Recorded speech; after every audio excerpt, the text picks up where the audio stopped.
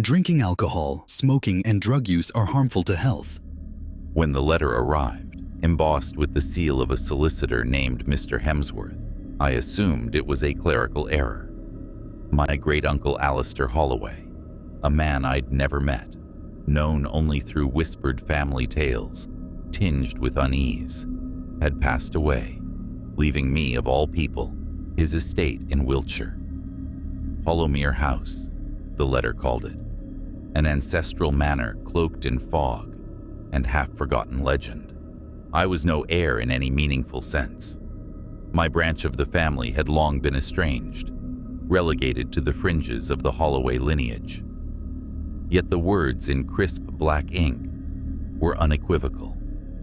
The house, the grounds, and all its contents were now mine. Curiosity, not duty, compelled me to visit.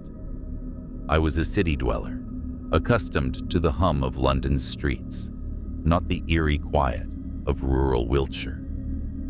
Hollowmere was a mystery, and I'd always been drawn to puzzles. So I packed a small bag, booked a train to the village of Barrow Hill, and set out, half expecting a dilapidated cottage rather than the grand manor described in the solicitor's letter. Barrow Hill was a speck of a village, its cobblestone streets winding beneath sagging thatched roofs. The moment I stepped off the train, the air felt heavier, as if the mist rolling in from the moors carried secrets. At the village pub, where I inquired about a cab to Hollowmere, the locals' chatter fell silent. Their eyes, wary, almost pitying, fixed on me when I mentioned the name. An old man at the bar, his fingers gnarled around a pint, muttered, "No one goes up there. Not anymore." The barmaid shushed him, but her glance was no less uneasy. The cab driver, a wiry man with a face like cracked leather, agreed to take me only as far as the iron gates. The drive was silent, save for the crunch of gravel under the tires and the occasional caw of a rook. As we approached, the house emerged from the fog like a specter, a sprawling Gothic manor of gray stone and blackened timber, its gabled windows staring down like hollow eyes. Ivy clung to its walls like veins, and the air carried a faint, metallic tang. Blood or something older. "Won't go closer," the driver said, his voice low. "That place eats souls." Before I could question him, he sped off, leaving me alone at the rusted gates, my suitcase at my feet.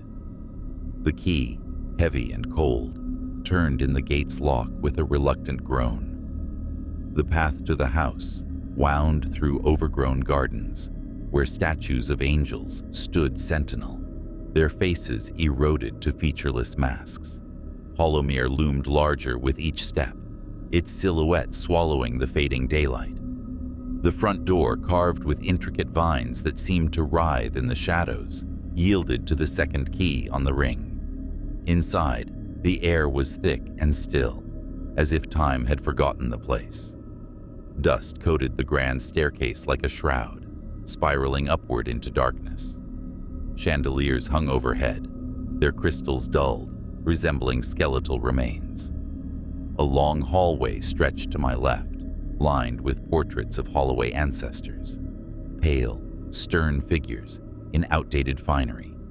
Their eyes, painted with unsettling precision, seemed to follow me as I passed.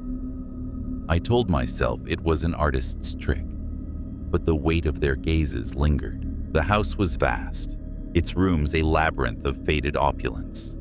A drawing room held a grand piano, its keys yellowed like teeth.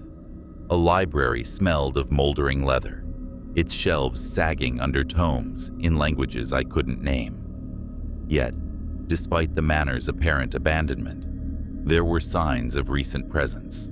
A teacup on a side table, its rim stained with faint brown.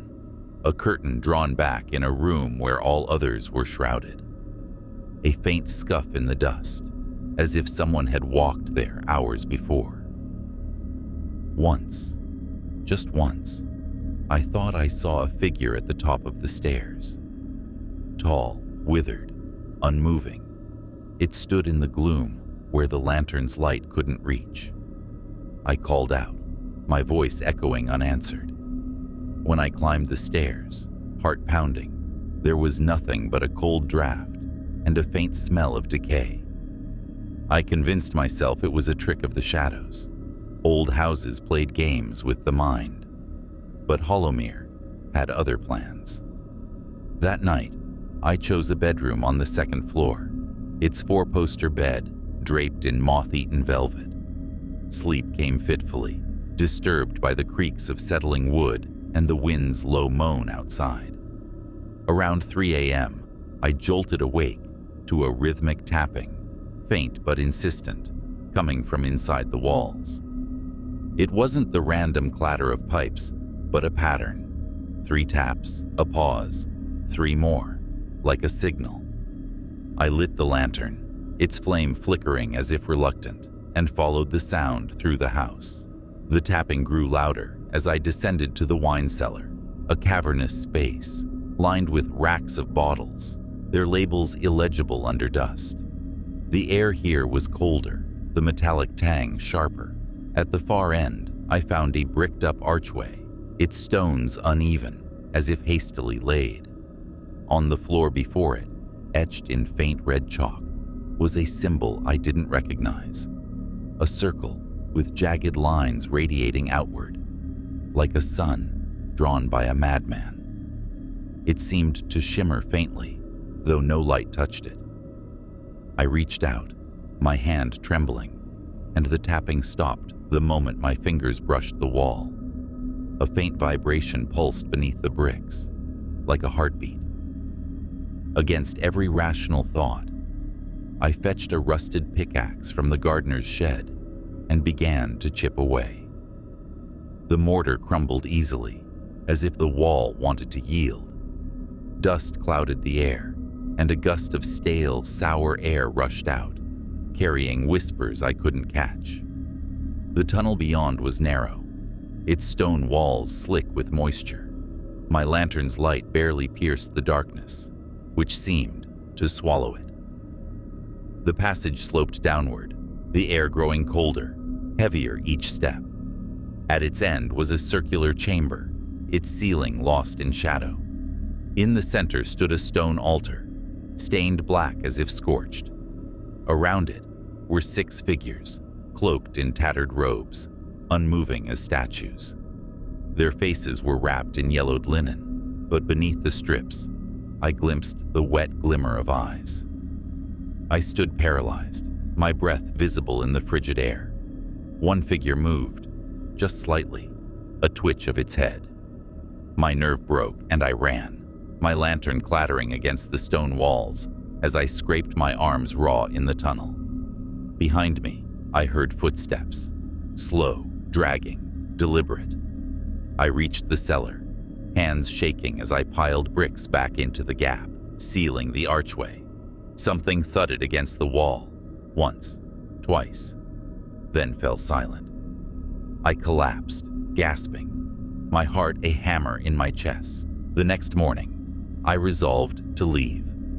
Hollowmere was no inheritance. It was a nightmare. But the gates wouldn't open, their iron unyielding, despite my phone efforts. My phone was dead, its screen black.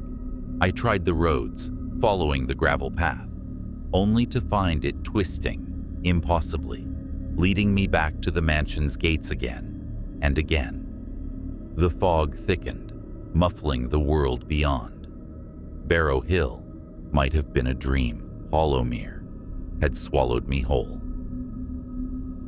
Desperate for answers, I returned to the library, scouring Alistair's shelves. I found his journal, bound in cracked leather, its pages brittle. His handwriting was erratic, detailing a family curse tied to Hollowmere. The Holloways, he wrote, were wardens, bound by blood to contain the Hollow Ones, entities older than time, tethered to the house by a ritual renewed each generation. Failure meant their release, and the world's unmaking. Alistair had been the last warden, his duty unpassed until now. A chill settled in my bones. The journal mentioned a hidden door behind the library, accessible only by the master's key.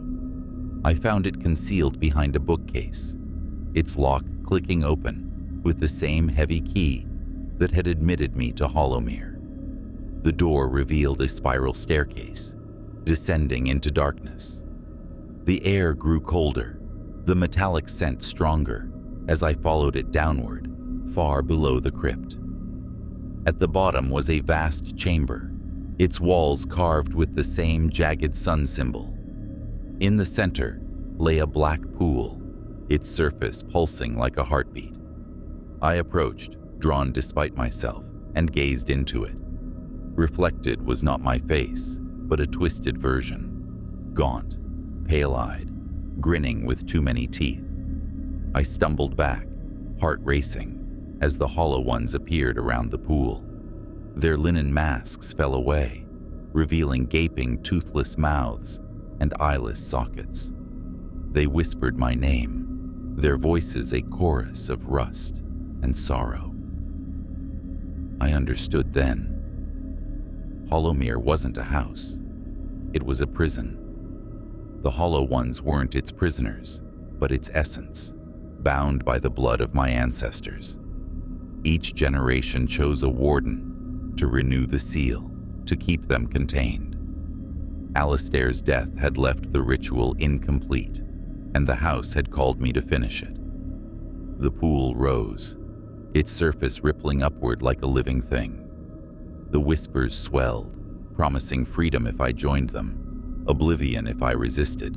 I could flee and die, or stay and bind them again. On the altar lay a dagger, its blade etched with the jagged sun. Alistair's journal had described the ritual. Blood, words, will. I took the dagger, its hilt cold as ice, and cut my palm. Blood dripped onto the altar, hissing as it touched the stone. I spoke the words from the journal, a guttural chant that burned my throat. The hollow ones shrieked, their forms dissolving into the pool, which stilled at last. As the shadows closed around me, I felt them enter me, cold, eternal, a weight in my soul. The house shuddered, its walls groaning as if relieved. I was no longer just myself. I was Hollowmere's warden. The mansion stands still now. The gates are rusted shut, the halls silent. A new portrait hangs in the hallway, my face, eyes following all who pass. The villagers of Barrow Hill avoid the house, whispering of the new master who rarely leaves. Those who venture close at night claim to hear whispers from beyond the iron gates, calling them in. I remain, bound to Hollowmere, my blood its lock, my will its key. The hollow ones sleep, but I feel them stirring in the depths of my mind, waiting for the day my strength fails. And when it does, the gates will open.